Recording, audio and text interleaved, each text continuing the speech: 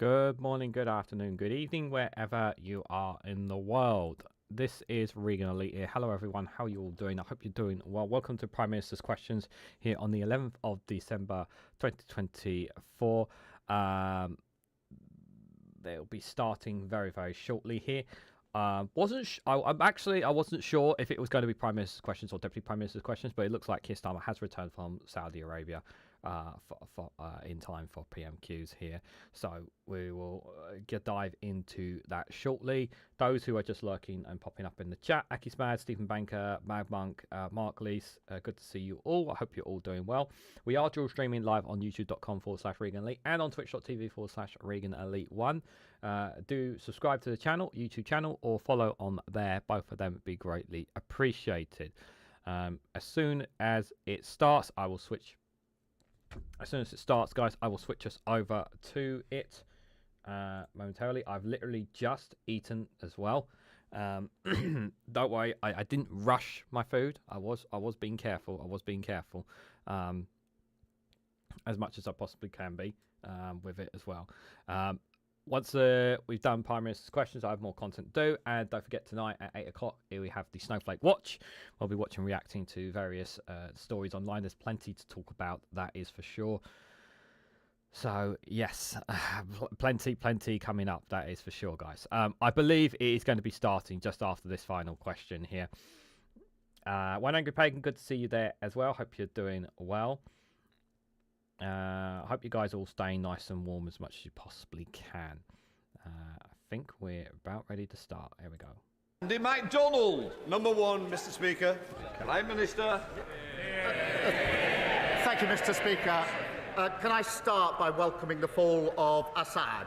The people of Syria suffered for far too long under his brutal regime.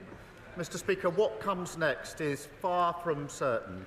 We've been talking to regional and global allies to ensure that it is a political solution that protects civilians and minorities and absolutely rejects terrorism and violence. Mr. Speaker, this morning I had meetings with ministerial colleagues and others. In addition to my duties in this House, I shall have further such meetings later on today. Thank you, Mr. Speaker. May I associate myself with the remarks of the Prime Minister in welcoming the fall of Assad and the hope now for the Syrian people. Mr. Speaker, since it returned to Labour control under Mayor Chris Cook, Middlesbrough Council has not only been taken out of government intervention in terms of children's services and a best value notice, but is also on track to becoming financially stable. I know the Prime Minister will want to join me in congratulating Mayor Cook and the Council on its recent successes. But after 14 years of Conservative austerity, can the Prime Minister confirm that the spending review will not simply end, but will unwind austerity and provide the resources councils need to properly serve our communities? Prime Minister.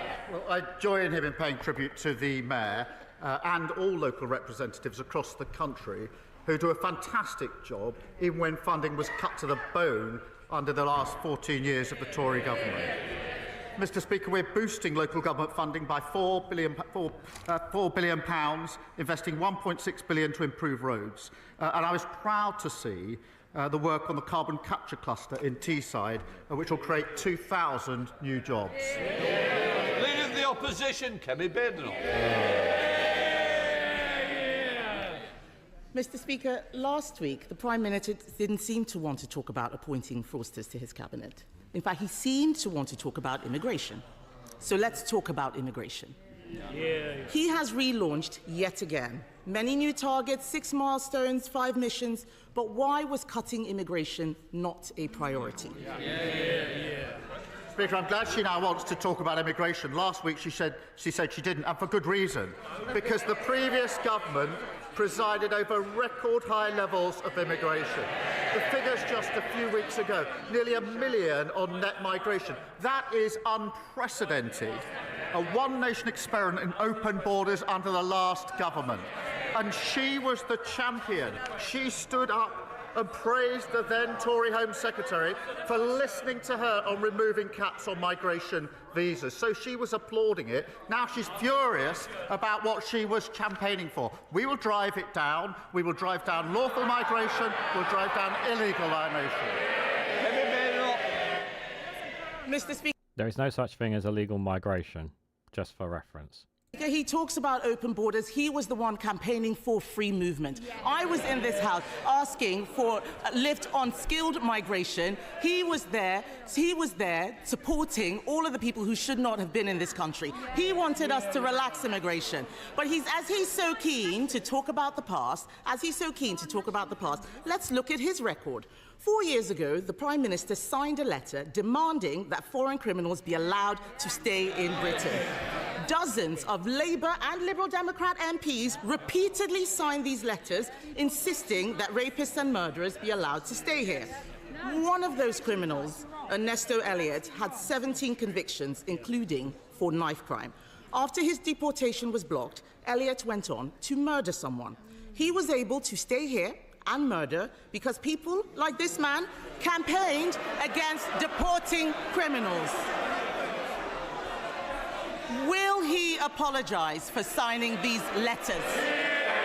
Are you going to apologise, on your party's behalf for the 14 years of austerity, damage and destruction that you've caused to the UK? No.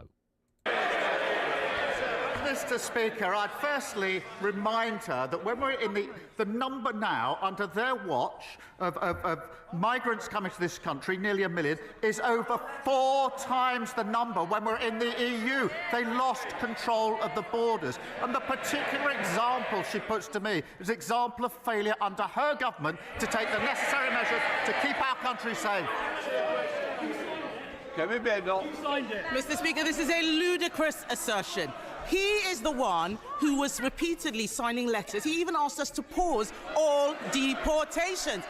But you guys were in charge. You were the ones who made the rules. You were the ones who made the decisions. It's all well and good saying he did this, he did that. They were the ones sitting in opposition. They didn't have the keys then. They have the keys now, and rightfully so. We'll throw them under a bus. But you were the ones in power. This is just ridiculous.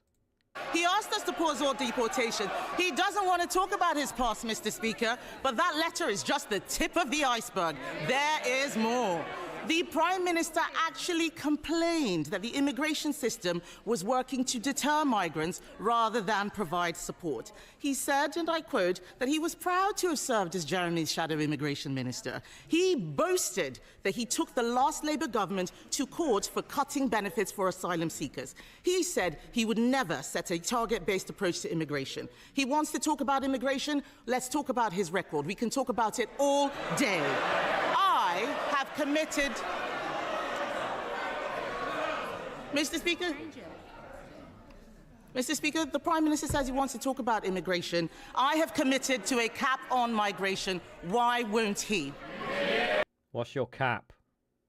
What's your cap? Mr. Speaker, she talks about my record. For 5 years, I was the chief prosecutor, prosecuting people who went to prison, many of whom were then deported. So while she's talking, I was actually doing the hard yards of convicting those that should be in prison. And she presided over record numbers of asylum seekers in this country, a record number of lawful and irregular migrants. That is 14 years when they lost control of the borders. They set a cap for each of those 14 years. It wasn't hard. It didn't stop people coming, and it got a record number. They should apologise for what they've done with their open borders policy. Mr. Speaker, he did not answer a single... Do you want to leave? If you've not got the guts to stand up to the comments, you shouldn't be in here. Let me beg up. Mr. Speaker, he did not answer a single question. He never answers questions. Your party never answers questions. You're just as bad. You're just as bad. This is ridiculous. This is such a shit show, guys. He wants to talk about the past. The fact is, we've acknowledged where things went wrong. He will never take responsibility. He will never take responsibility. The fact is, he has scrapped a deterrent that the National Crime Agency has said we need. Since he came into government and scrapped the Rwanda deterrent, small boat arrivals have increased by nearly 20%. His own MPs are complaining about having to house asylum seekers. So can the Prime Minister tell the House how much more his government will spend on hotel accommodation because he scrapped the deterrent? It was never going to work. Oh my God, why is this so hard to... This is so fucking stupid. It doesn't work. It was never going to work. It was a waste of taxpayer money. It was a waste of politicians' time. It was a waste of Rwanda's time. It was never going to work. This policy was never going to work. And it was never going to stop people crossing the boats. My God, anyone who buys into this shit, anyone who buys into this fact that they think that this Rwanda deterrent thing was actually going to work, you are a fucking moron. You really, really are. It is not rocket science to look it up. It was never going to work. It just wasn't, guys. It just wasn't. I've said it so many times around that time period. You know, not just myself. You heard it from so many people. You heard it from experts. You heard it from YouTubers. You heard it from commentators. Hell, even members of the public were not convinced by this. And yet, politicians here are still trying to ram home the idea of Rwanda when everyone, and literally everyone around them, is saying, no, this is not going to work. Who does this benefit? It doesn't benefit anyone. It doesn't improve popularity. It's not going to improve your ratings. It's not going to improve anything. It's not going to stop people crossing the channel. What is the point of even discussing it? Just leave the dead horse dead and move on with it. It's just so infuriating that we keep coming back to this Rwanda scheme that was never going to work. And as Mark Lees points out in the comments, the Rwanda deal was unlawful. Absolutely, it was unlawful. It was unlawful. Prime Minister. Mr. Speaker, I'd invite her to tell us what went wrong under the last government, but it'd take us all afternoon. Mr. Speaker, we are going to smash the gangs that are running this vile trade. We signed a landmark agreement with Germany this week. Order. Mr. Phil, you've been very loud. I think now we're going to have a little bit of silence from you, Prime Minister. This week we signed a landmark agreement with Germany. She should be welcoming that, because that will make sure we have the powers to take enforcement action across the continent where it is needed. We've set up the Border Security Command. We've committed £75 million on top of the existing £75 million. We're extending the powers so they're counter-terrorism-like powers. We've retained 9,400 people who shouldn't be here. A record flight got off. They talk about getting the flights off. They did it for years. They didn't succeed. We got the flights off. Can't argue that. 9,400 have been sent back. 9,400 have been sent back. He said it right there. They're actually sending them back. Doc Davis, good to see you there. Hope you're doing well. Mr. Speaker, he says he wants to smash the gangs. The only thing he's smashed is his own reputation. The fact is, what he has been agreeing is not going to do anything. The cost of the Iraq agreement is £500,000. That won't even buy a house in his constituency. Many of the things he's taking credit for are our agreements. Let's talk about what he put in his manifesto. The Prime Minister promised to end asylum hotels. He promised, he's the Prime Minister now, he promised, but in Altrincham and Peterborough, his government is expanding the use of asylum hotels. She obviously hasn't been paying attention. And anyone who's going to jump on this question, it's very, very simple. Like, I have to jump in on this, guys. Like, so, yes, he is increasing them. But he never gave a date or a target of when. And that's very important. So, you've got to give him a chance to see what he does with it. I mean, this is just, it's just really, like, for me, why is she not going after Keir Starmer over the winter fuel payments? Why is she not going after? That is literally something that could really, really hit the Prime Minister. And she keeps banging on about immigration. Because he unilaterally disarmed the deterrent. In fact, Mr. Speaker, a man who arrived by small boat told Sky News he was happy Labour were in power. That man said the Conservatives, and I quote, wanted to deport us, but Labour are making the procedure easier for us. He's right, isn't he? Yeah, it should be easier. It should be easier to process an asylum claim to determine whether they can or cannot claim asylum in the UK. It should be easier. You shouldn't make it difficult, because what happens is you end up leaving them in more accommodation than before. Mr. Speaker, I really thought she should welcome the Iraq deal. Anybody who wants to deal with this vile trade would have welcomed it. She should also welcome the German deal that we did this week. Many of the boats that are finding their way to the Channel are coming through Germany. That is well documented. It's not just Germany, though. Let's be very clear here. Yeah, well, he's got a deal with Germany. He doesn't have one with France. He doesn't have one with Belgium or Holland or other nations along the coast. They can still come from them. There's been a difficulty in taking enforcement action, which if she spent more time researching that than her terrible jokes, she would know about. And we have signed an agreement to smash and take enforcement action in Germany to stop those boats getting to the coast. That is effective action. She should welcome it. It's really good news. All law enforcement think it's a good thing. Why does she think it's a bad thing? Because the numbers are going up, Mr. Speaker, under his watch. The Prime Minister has consistently backed criminals over law-abiding British people. He defended terrorists like Hizb ut-Tahrir in the European Court. He argued all immigration law had a racist undercurrent. He voted against life sentences for people smugglers. He voted against more than 100 measures to control migration. He even said it was wrong. He even said, Mr. Speaker, that it was wrong when the Conservatives took away Shamima Begum's citizenship. Now he has appointed her defense lawyer as his Attorney General.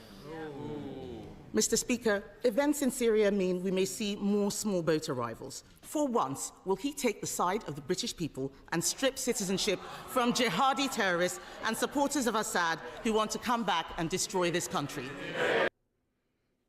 Oh, did not like that at all. Prime Minister. Mr. Speaker, I was Director of Public Prosecution for 5 years. Unlike anyone on their benches, I was prosecuting for 5 years hundreds of thousands of criminals. That includes huge terrorist gangs, rapists. I was working for 3 of those 5 years with the then Home Secretary Theresa May, who commended the work that I did at the end of those 5 years. So for her to stand there and say, I haven't done anything in law enforcement, I dedicated 5 years of my life to law enforcement, locking up criminals, which is more than she can say. I'm nodding my head in how embarrassing that was for Kemi saying that. It's just absolutely pathetic. It really is pathetic. And it's good to see you there. And it's good to see you there. I hope you're doing well. And it would be easier to take the opposition seriously if they actually got serious. Not a slither of remorse, not a hint of contrition. It's like the arsonist complaining about the people who are trying to put the fire out. And all they do is come every week with more and more complaints. Just wait till they get their hands on the people that created the mess that we are clearing up. We're fixing the economy, we're ending their open borders policy, we're taking down the waiting list. That's what people voted for. We're delivering it. No law. Mr. Speaker, since in the last couple of months, since I spoke to the Prime Minister here about the need for social and industrial investment in Cornwall, we've had a fresh tranche of shared prosperity funding, a huge boost to international interest in our most cleanest energy industries, and we've had a roadmap to greater political autonomy that reflects Cornwall's unique national identity. Will the PM join his minister on that visit in the spring to meet with the industry firsthand and spell out a roadmap for Cornwall to helping Britain become a clean energy superpower? Prime Minister. Mr. Speaker, I thank my honourable friend. He's a champion of the extraordinary potential of Cornwall, particularly in our transition to clean power by 2030. Next week we'll publish our English devolution white paper, setting out our ambitions to move power from Westminster into every part of England, including Cornwall. And I know he and his colleagues are meeting the Deputy Prime Minister to discuss this next week.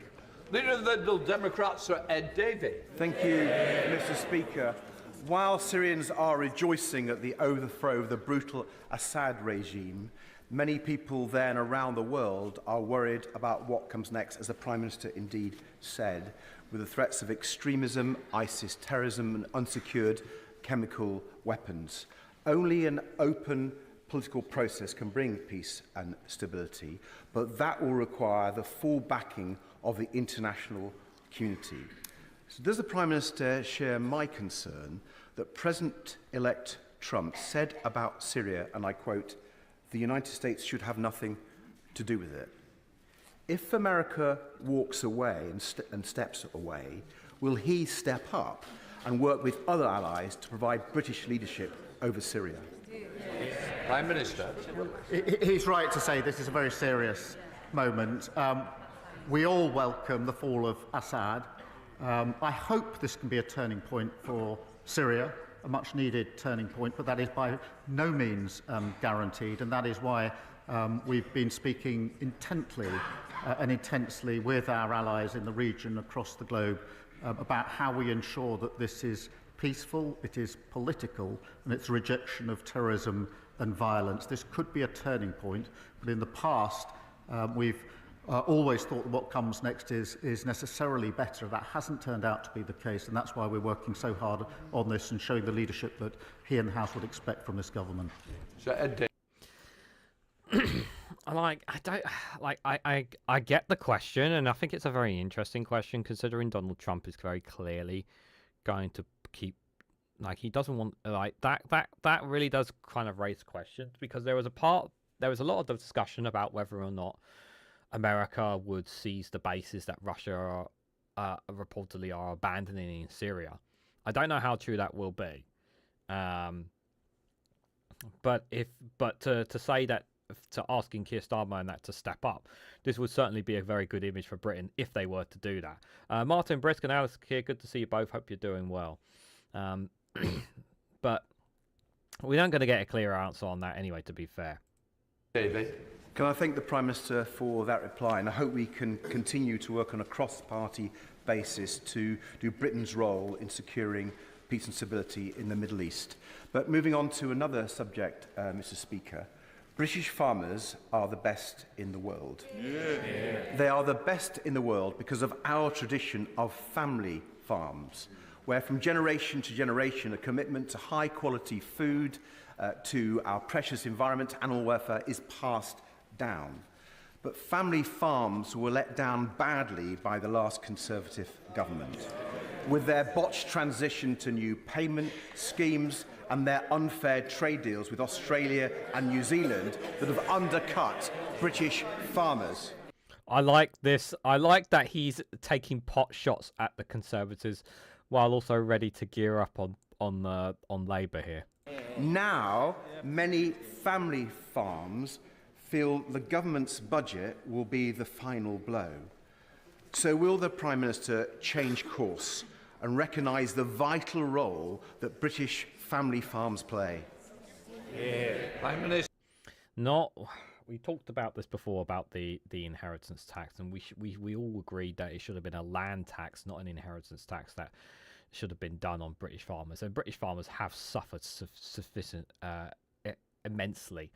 And I'm glad that he reminded the public who are watching that, yes, it was the Conservatives that also left British farmers down as well. But they, like many businesses, also feel that they feel betrayed by both Labour and Conservatives. And this image, the Liberal Democrats are kind of trying to just kind of like push themselves away from the two main parties, and it's very right that they do so. There, I think it was a very interesting way of putting it. But obviously, we know what Keir Starmer's going to say here. Mr. Speaker, as he knows, we put £5 billion into farming over the next 2 years. That's a record number under the budget. Last week alone, £350 million to support farmers in the United Kingdom. That does contrast with the last government, who was an underspend of £300 million in relation to farmers. In relation to inheritance tax, as he knows, in a typical family case, the threshold is £3 million, and therefore the vast majority of farmers will be unaffected, despite the fear-mongering of the party opposite. Go Brettle. That's true, Mark. Speaker, places of worship are vitally important, not just for practising one's faith, but also for local heritage. The government's Places of Worship grant scheme currently provides much-needed tax relief for religious buildings in need of renovation, but is scheduled to end next year. What assurances can the Prime Minister provide my constituents that the government will continue to support restoring our much cherished places of worship, such as Holy Trinity Church in Horwich?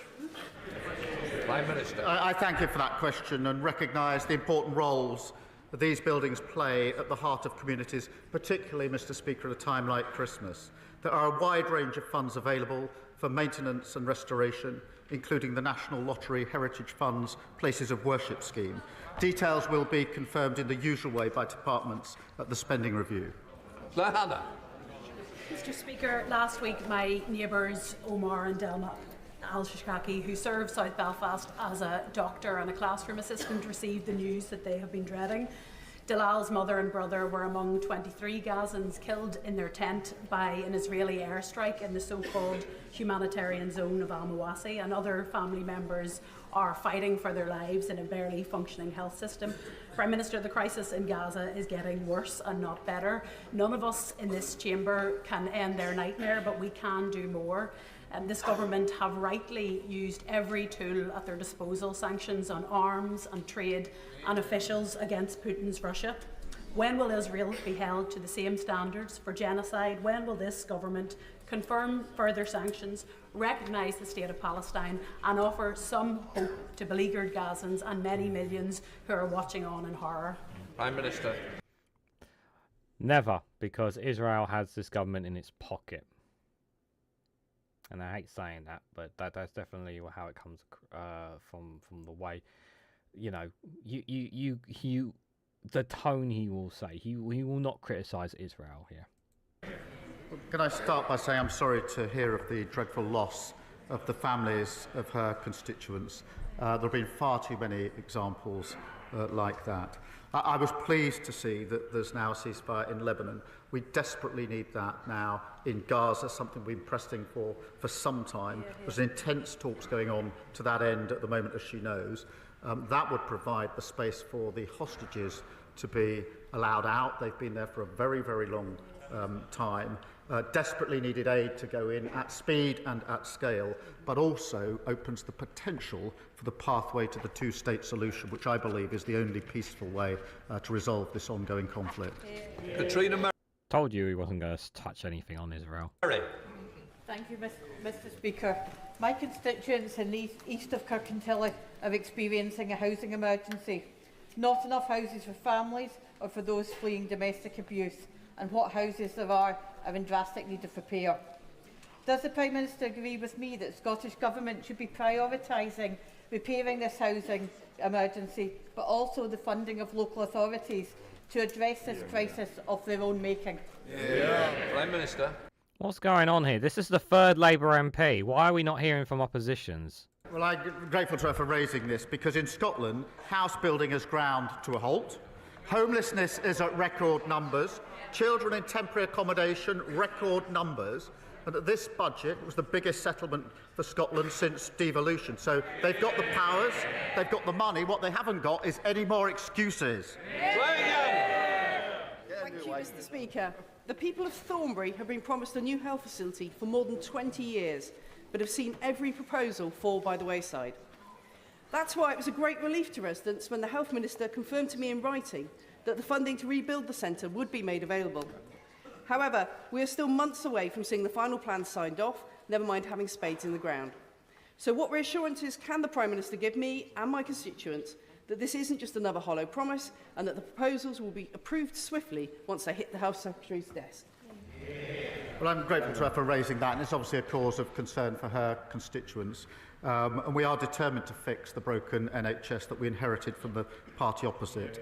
And we've set out our targets in the plan for change last week. As she knows, the Department for Health, NHS England and the Local Care Board are working together to deliver for patients in her constituency. It is important, as she'll appreciate, that we go through the proper business case as part of this rebuild. But what I can make sure is she gets a meeting with the relevant minister to be updated on behalf of her constituents. Just want to say a massive thank you to Alistair for 10 gifted memberships. Gifted 10 gifted memberships to the Rusty Dynamo, Craig Guardsman, John Callaghan, Mezior Ajuk, Paul Hammond, and Jura, Critical Thinking Cap, and Nick Young there. Thank you so much for the gifted memberships, my friend. I really appreciate it. You've been such a big supporter here on the channel. I really appreciate your support. Thank you. Thank you. It's good to see you here live, my friend. Peter Lamb. Thank you, Mr. Speaker. Following years of real terms cuts to their funding, St Catherine's Hospice, serving my constituency of Crawley, has recently made a number of redundancies. Palliative care is hugely important to our communities, and I pay tribute to them for their work. Can the Prime Minister join me in thanking the work of St Catherine's and outline how the government will look to support palliative care moving forwards? Prime Minister. I will join him in that and recognise the vital role that hospices play in providing support to people at the end of their life and understand the challenges that they face. Most hospices receive funding by providing NHS services, and funding will be set out in the usual way. Thank you. Jerome Mayu. Yeah. What was the point of banging on about palliative care? Like, don't get me wrong, it's very like I felt like this was I'm hearing. I couldn't hear the noise in the background. There was some noise in the background from one or two MPs. I was just thinking, what was the purpose of that? You know, the rest of his question was fine, but. Mr. Speaker, losing a farm is not like losing any other business. It can't come back. Now, those are the words of the Prime Minister, those that he said to the NFU in order to get their votes. Excuse me, you can't get it back. The land is still there, mate. This might shock you, but you know the land is always still there. So to say that you can't get that land back is nonsense. So, yeah, that's bollocks. So can the Prime Minister understand why farmers in Broadland and Fakeland and around the country now think that his administration is duplicitous? Mr. Speaker, I think everybody welcomes the £5 billion over the next 2 years that we put in the budget well, they shake their heads. I'm afraid they do. £350 million in the last week alone, compared with the £300 million underspent by the last government. On the threshold, as he well knows, in an ordinary family case, the threshold is £3 million, and that means the vast majority of farmers will be unaffected. Joyce Dewbray. 14 years of the party opposite gutting local government has left councils having to make impossible. My constituents were recently shocked when Cannock Chase District Council proposed the closure of the Museum of Cannock Chase and the Prince of Wales Theatre. Can the Prime Minister ask the Culture Minister to please, and his officials to please meet with me to see what can be done to save our museum and theatre? Yeah. It's always sad whenever I hear about historic museums and whatnots in towns and whatnot and areas. I know we didn't hear fully the question because of the noise, but you know, when me and my partner, whenever we go to new places and new towns or vestas or whatever, we always like to check out the museums or whatnot just to see a bit of history and whatnot of the areas. And I remember there was one place we went to. I can't remember where it was now, but the museum was still there, but it was always shut because they couldn't afford the cost of opening it anymore. And this is another example of that, thanks to the years of austerity. It's really important that history is looked after in all these in every single area, no matter where it is, whether it's in England, Wales, Scotland, Northern Ireland, that these places that have a very important fabricate history is preserved and looked after.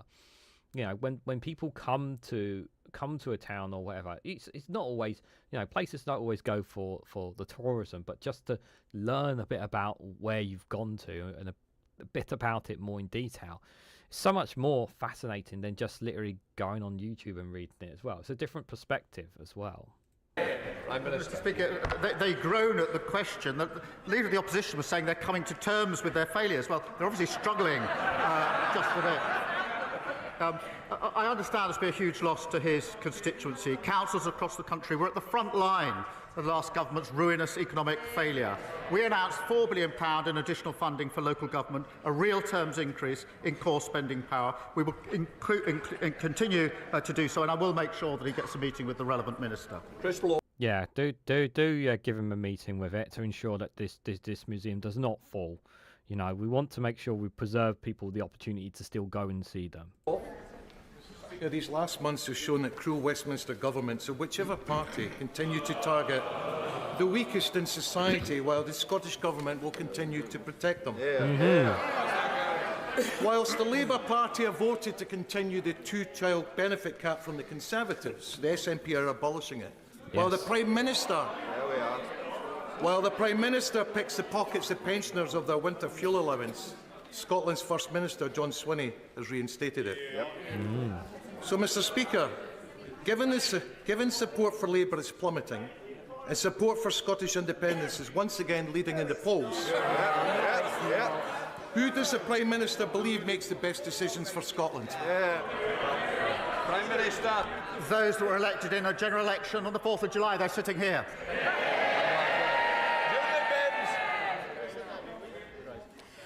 In centuries past, the three rivers that converge on the centre of Carlisle have made the city highly defendable against invading armies. However, in 1985, 2005 and 2015, those same rivers overpowered the city, leaving thousands devastated by flooding. What assurances can the Prime Minister give my constituents that the flood defences that the Conservatives promised but failed to deliver will be completed under this government?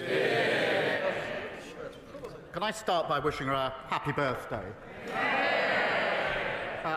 She raises a really important matter for her constituents who faced appalling flooding too many times, and the last government left our defences in a state of absolute disrepair.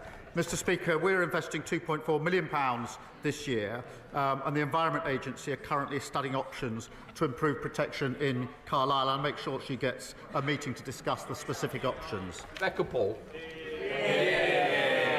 Thank you, Mr Speaker. In recent weeks, the former head of MI6, Sir Richard Dearlove, has warned that conflict between Russia and the West is no longer coming, it has already come. With Russia poised to spend more than 6% of its GDP on its military next year, the time for reviews and roadmaps is over. Will the Prime Minister recognise the urgency of the situation and commit to spending at least 2.5% of GDP on defence without further delay? Well, Mr Speaker, she's right about the importance of national security, particularly at the moment. At the budget, we delivered £2.9 billion increase in the MOD budget.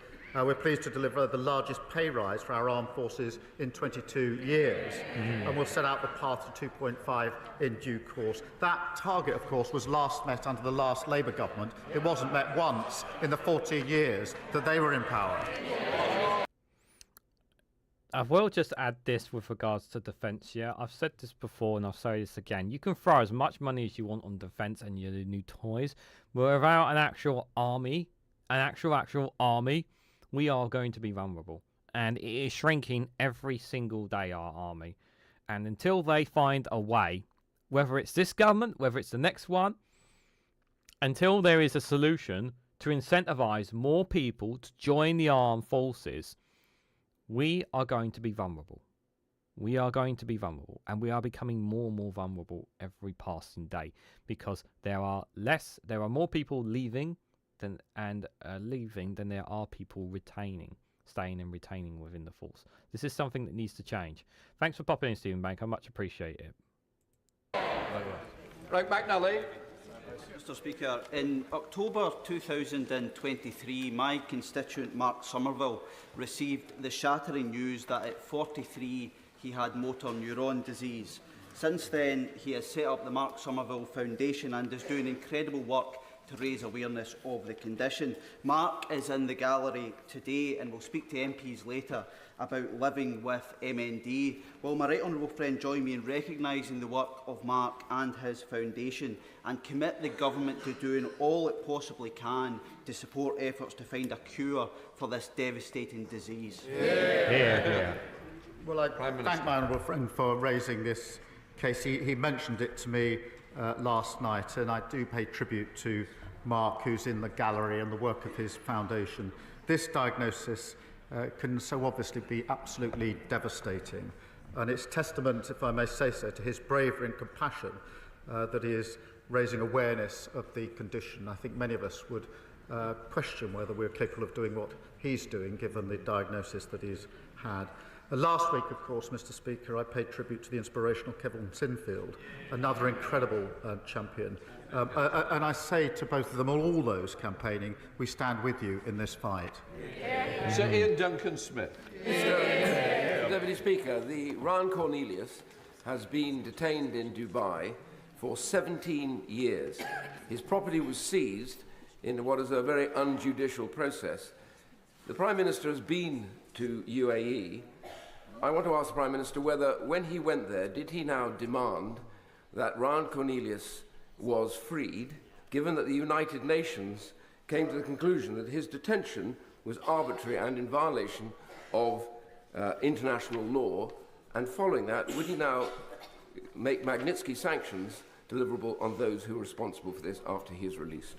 Prime Minister. This is an important case, and of course it's been raised by the government a number of times, including by the Foreign Secretary as part of the trip that I was on. I myself raised human rights issues, but it is a serious case. We'll continue to press for the outcome that I know he and his family desperately want. Sarah Owen. Thank you, Mr. Speaker. Stellantis could not have asked for more from the workers at Luton plant. Like every generation of Vauxhall worker in Luton, they meet every target set. They make every innovation demanded of them. They never give up. Contrast this with Carlos Tavares, the CEO, who days after making the decision to threaten over 1,000 jobs in Luton, quit. Does the Prime Minister agree that in light of this sudden departure of the CEO, Stellantis should review this decision? Do what's right by our town, stay put for good, or until an alternative is found to ensure Luton's manufacturing history is also our future? Prime Minister. I thank you for raising it, which is it's obviously an issue of grave concern to her constituents, and the government is totally committed to supporting the workers and their families at this uncertain time, and the Industry Minister will meet the company this week to discuss plans for workers and the site to ensure that dedicated support is in place. We'll continue to do so because I know it's an issue of considerable concern to her constituents. Joshua Reynolds. Ben and Henry, otherwise known as the Ocean Oarsmen, will be rowing across the Atlantic next year for Alexander Devine Children's Hospice in Maidenhead, with a target of raising £50,000. This hospice, Thames Hospice and many others, though, are struggling with rising costs and the planned increase in employers' national insurance. So will the Prime Minister join with me in wishing Ben and Henry the best of luck on their journey and take this opportunity to scrap the NI rise for hospices? Well, can I pay tribute to Ben and Henry and everybody supporting their campaign? It's obviously an important issue. The funding arrangements will be set out in due course. For retail workers in Bolton North East, the busy Christmas season is overshadowed by shoplifting, which Usdall's latest survey identifies as the leading trigger of abuse, threats and assaults. At a police drop-in in Bromley Cross, officers welcomed this government's commitment to clamping down on low-level shoplifting and prosecuting repeat offenders. What more can the government do to tackle shoplifting and support retail workers and businesses during their critical holiday season? Prime Minister. During this period, and as someone who was a former retail worker, I know how difficult and hard it is during this period where the pressure is on. You are more busy in your shops, more manning of the tills, more people spending their cash, and also this is also the opportunity where, because you are more busy, you're more on your feet than ever before.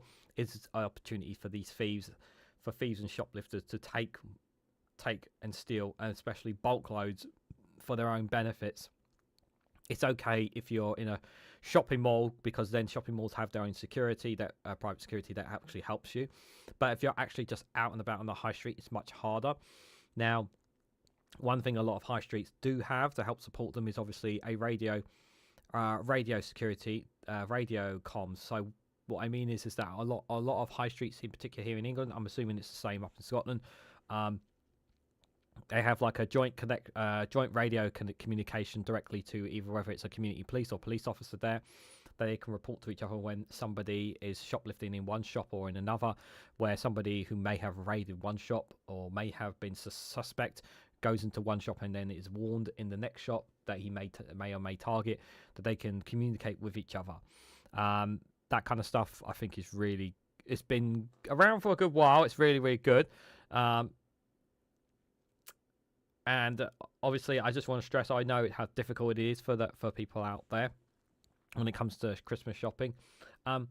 please, regardless of whatever you're going through, whenever you go Christmas shopping, be kind to retail workers, because it's very stressful for them. And some retailers really do not treat workers very well. Some treat them very good, and some don't. So do think about how you react to some of them when they're not always. Aren't able to fully help you with what you're looking for, because remember, there's a lot of temporary workers that are brought in supermarkets and shops as well. So they don't always. So sometimes the person you could ask for help may not have as much knowledge as a normal worker in there. So you can end up, getting the sometimes and especially if you're in a rush. My message is to those is to just be patient and try not to be hard on people. Because it is it's a very stressful time for the workers, for the companies and the CEOs. For them, it's the big bucks, the big money making. But for ordinary workers, it's stressful. It's very stressful for them.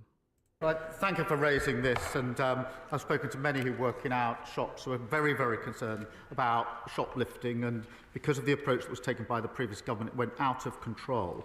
We are bringing it under control. It's not low level. It has a huge impact on other customers, has a particular impact on staff working in supermarkets, and that's why we are dedicating funding to training police and retailers and supporting specialist analyst teams to crack down on the gangs that are targeting retailers.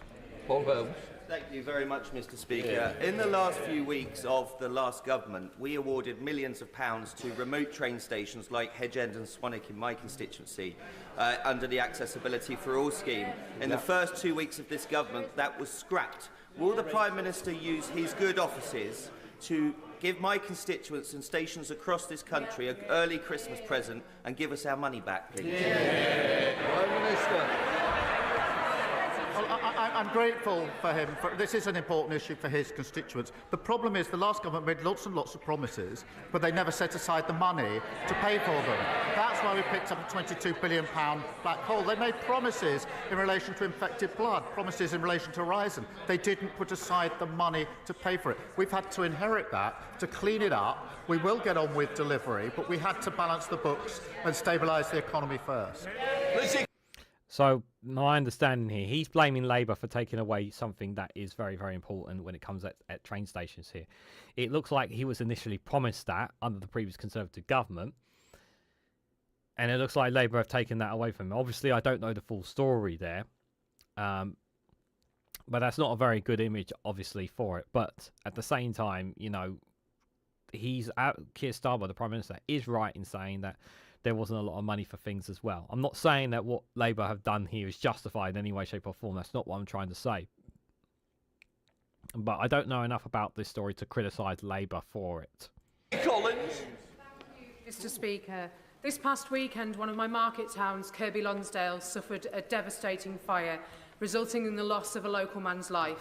The whole town centre was closed and many local businesses have been affected. Sunday was meant to be a day of celebration with Christmas markets, family games and community events, and instead the town faced a tragedy. Can the Prime Minister tell me how the government can support communities like Kirkby Lonsdale to rebuild and recover after tragedies such as this? Prime Minister. I'm grateful to her for raising this awful situation, and I think all of us can only imagine the impact that this must have had on the town, on the families and the friends of the victims of this awful tragedy. And I commend the community, which has come together in an extraordinary way in the aftermath of this awful event. I'll make sure she has a meeting with the relevant minister to discuss how the government can support her community at this vital time. Final question, Ellie Chance. This week I was contacted by my constituent Sally. She's a GP and she'd called 999 on Monday for a critically ill patient to try to get an ambulance, but couldn't because they were all stuck outside Hereford A&E waiting to unload their patients. At the same time, we know that across the country, medically fit patients are unable to be discharged because of the social care crisis. So can I ask the Prime Minister, what is he doing to fix social care, to fix patient flow through hospitals, so that ambulances can get back to saving lives? Well, I'm grateful to her for raising this case, and it's awful, an example that is all too common because of the fact that the last government broke the NHS. And she'll have seen the Lord Darcy report that we published on the state of the... No, they should be utterly ashamed of themselves in relation to what they did to our NHS. But she raises a really important point. That's why we put a record amount into the NHS in the budget, £25 billion. We've set out in our priorities what we need to do with the NHS. We'll work at pace on this as hard as we possibly can. She's right to raise it. They should hang their heads in shame. That completes Prime Minister's questions. Right, so that was Prime Minister's questions. I think it was a very important question. I mean, he was never going to be able to give the clear, detailed answers on that. To be fair, guys, but I think you know, looking at it like Kemi Bagnall is just becoming a complete and total fucking waste of space. Like, she's a complete and total waste of space on there. Like, what a wasted 6 questions. You know, she could have hammered the Keir Starmer over the winter fuel payments. She could have hammered it home. She could have got a bunch of, you know, she could have got, you know, examples of people who are going to go cold and die. And instead, all she kept bringing up was banging on about immigration. It's just absolutely shocking. There were some very important questions that were raised as well. I thought Ed Davies, you know, I think whenever I come to Prime Minister questions, I'm more interested in what Ed Davies has to say more than anything else. You know, I wish it had been him and not Kemi, you know, looking back at that general election. But did we learn a lot from this Prime Minister's questions today, guys? No, I'm pretty sure we did not. But just have a quick look in the chat before we head out. Was the National Rail Service Network going to cancel staff at stations? Yes, that was one of the plans that they were trying. That what they were trying to do is to get rid of. One of the plans that they were trying to do. You remember that they were trying to get rid of staff at stations and just replace them all with and just have literally ticket machines everywhere. A huge amount of reduction in staff, basically. Less reliant on people, and the problem with that is that those who are disabled, if they go to a station that's basically got nobody there, then they've got no one to help them get on the train, and they need assistance on the train. So they, for what most, but there are some stations up and down England where there is no man at the station, or no member of staff, at the station. So what normally has to happen is they have to let National Rail know in advance that they're going to be at a station to get on a certain train at a certain time, so a member of staff is there to help them get on. For me, every station should have at least one man staffed. Like down the road where I am, there is a station that goes directly. There's a station not far away from where I live. Right, it's literally 20 minute, 15 minute walk to get to it, and it's one of the quietest stations. It's one of the quietest stations around London, and there are no staff members on weekends. There's no staff members, and the waiting room's always shut. During the weekdays, the member of staff that is manned there is only manned from the morning till till 2-3 o'clock in the afternoon, and then they lock up and go home. Like, that's it. Like, they're not even there for a full day. Like that's what a lot of those stations are now, you know. And they don't have barriers, so people could literally just walk in, get on the train, and then get off at one or two other stops around and get off and not pay their fare if they wanted to as well. It's very easy to fare dodge as well. Kemi's trying to Reform UK. That's exactly what Kemi's trying to do, Mark. You're absolutely right. It's stupid. It's a complete and total waste of our time, those questions. You can get 10% off to Alton Towers using the code Davey10, says Super Tiny. Oh, I haven't been to Alton Towers for a long time. Good to see you, Super Tiny. Hope you're doing well. Do we ever learn anything? There are sometimes you get something that you didn't know about before.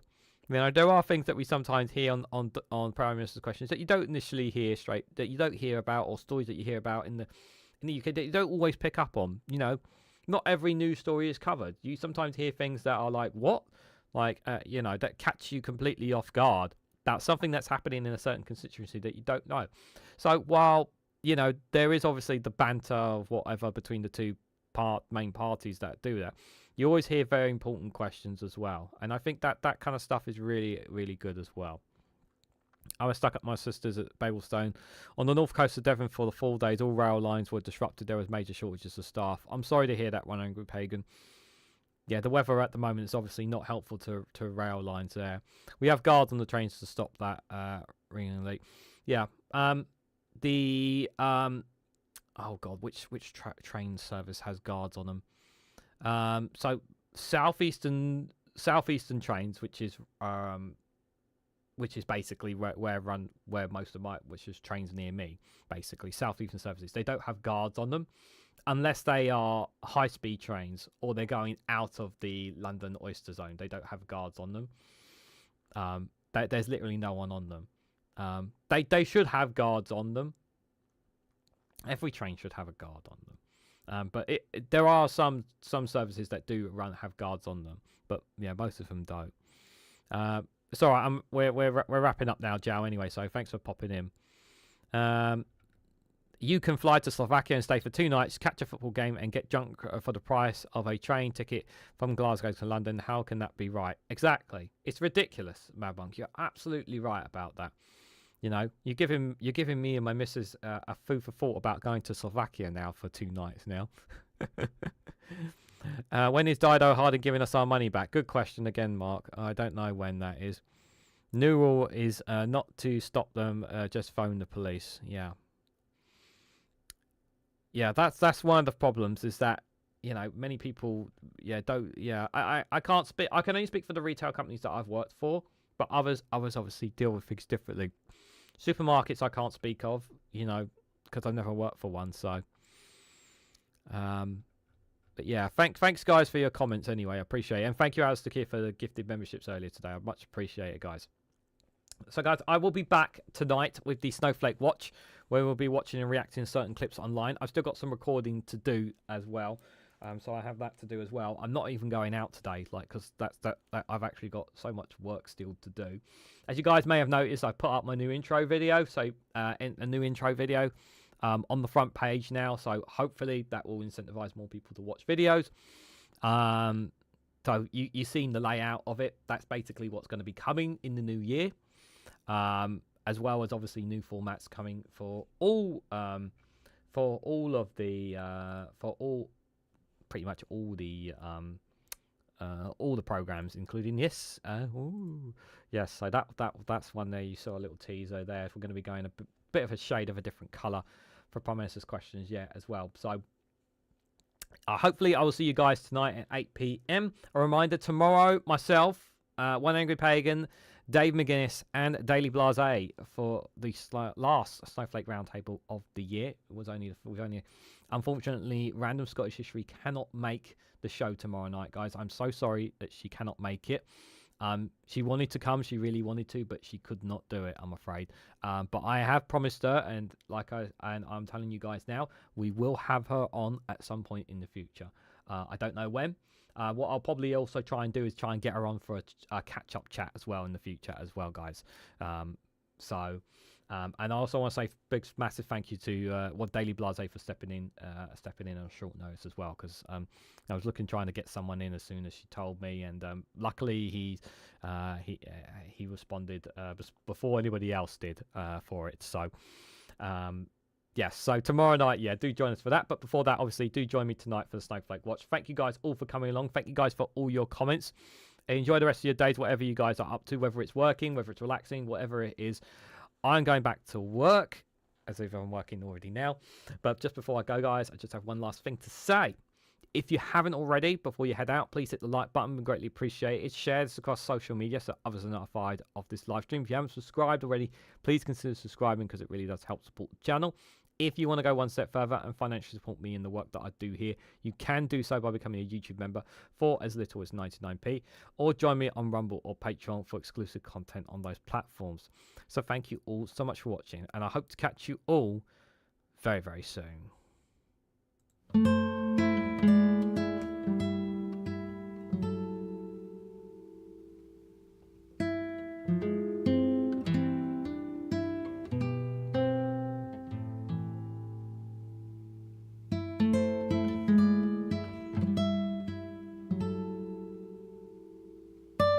you.